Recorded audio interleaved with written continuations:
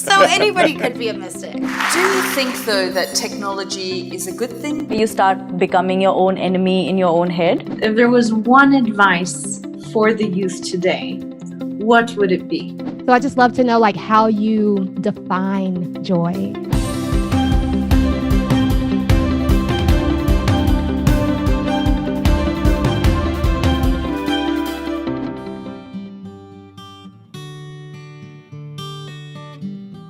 You are an Indian author, a yogi, a mystic, and a visionary. Can you describe what a mystic is for people who may not know? See, there are only two kinds of people in the world, mystics and mistakes. Wow. Those who have made a mistake with their perception, they are mistakes. So much suffering happens because of that. If you perceive everything right, people will call you a mystic. Wow. So anybody could be a mystic. Of course. Wow. I love If it that. is- Thank you.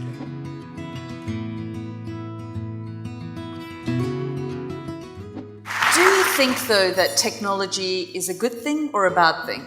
Technology is neither. The beautiful thing about technology is, if you learn to use it, it works for you.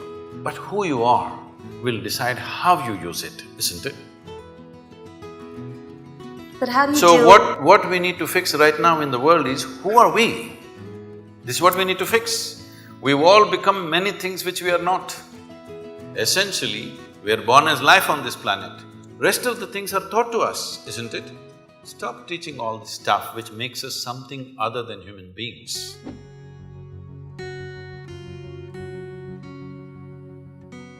Right now, do you want to keep your mind, your thought process, pleasant or nasty? Tell me, what is your choice?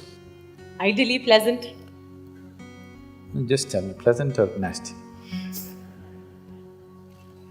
You're thinking about it, this is… No, I'm trying to think, should I fox you and say nasty? Say it. Okay, nasty. I'm going to bless you now. No. Okay, I take back my words. Okay. Any human being's choice for themselves is definitely pleasantness, Yes. isn't it? Body, mind, emotion, everything and surroundings, you want it pleasant. Yes. So why is it not pleasant? Surroundings are not pleasant because of many things. Yes. If your thought and emotion are not pleasant, it's entirely you, isn't it?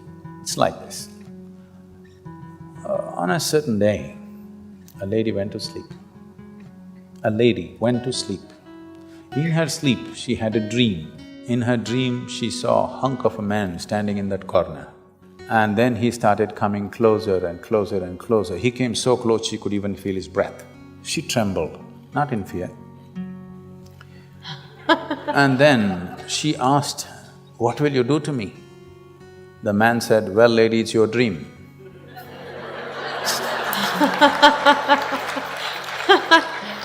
I'm saying, what's happening in your mind is your bloody dream. Now the problem with life is, not that life is not happening the way you want it, even your dream is not happening the way you want it, that's a problem. I'm saying at least fix this, at least let the dream happen the way you want it.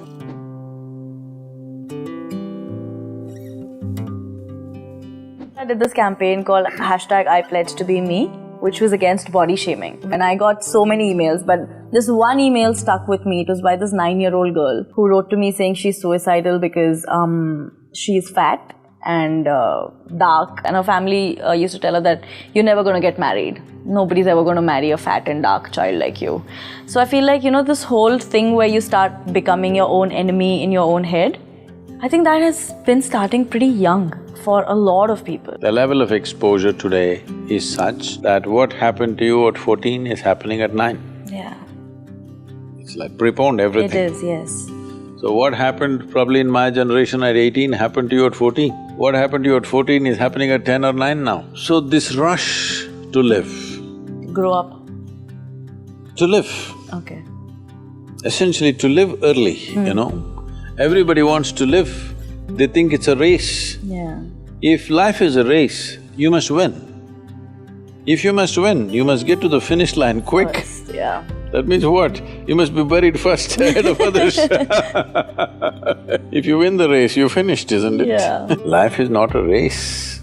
It is a certain phenomena. How profoundly can we experience this phenomena is all there is. It's not something that you have to do. It is happening. Life is happening, isn't it? Yes.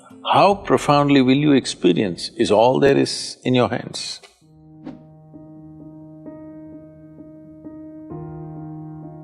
Before coming to today's engagement, my 13-year-old daughter was asking me, could I ask a question? I'm like, sure.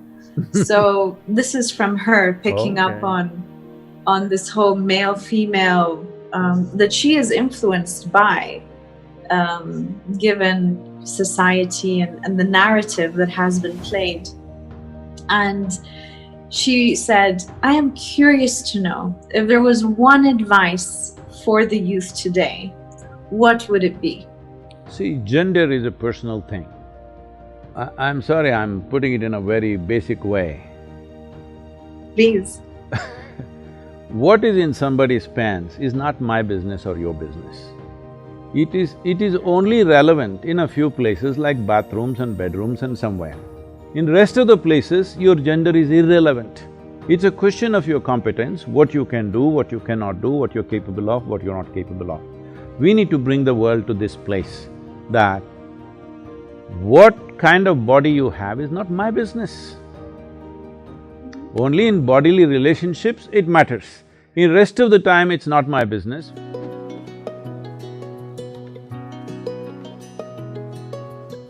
So I just love to know, like, how you define joy. Well, if you could define it, it would not be worth pursuing it.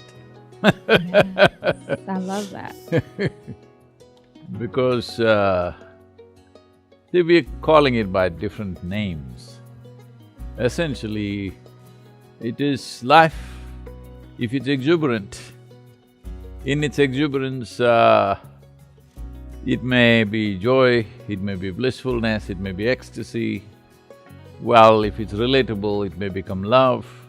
These are all different manifestations of exuberance of life. Joy is not a philosophy that you take on. Like right now, it's become in pursuit of happiness. Where are you chasing it?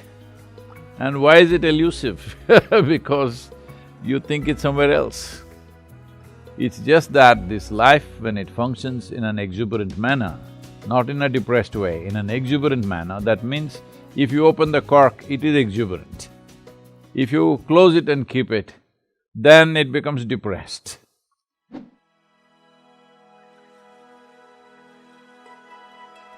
In this mass of life that exists on this planet, for all of them clearly drawn out lines by nature, you can do this, you cannot do this. For you, lines are not fixed, so human beings are not suffering their bondages, they're suffering their freedom because they don't know how to deal with it.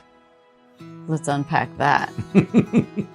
It's the freedom that they're It's the suffering? freedom that they're suffering. What do you Why mean? do you think everybody's trying to bind themselves to somebody? Because they cannot be free. If they're free, they feel terrified. Why? Somebody has to hold their hand all the time. See, I cannot live without you, or I Thank cannot… You taking that. Whether I say I cannot live without you or I cannot walk without a crutch, what is the difference, I'm asking?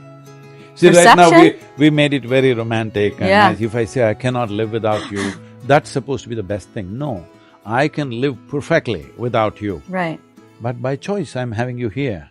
right. Isn't this a great thing? Right, absolutely.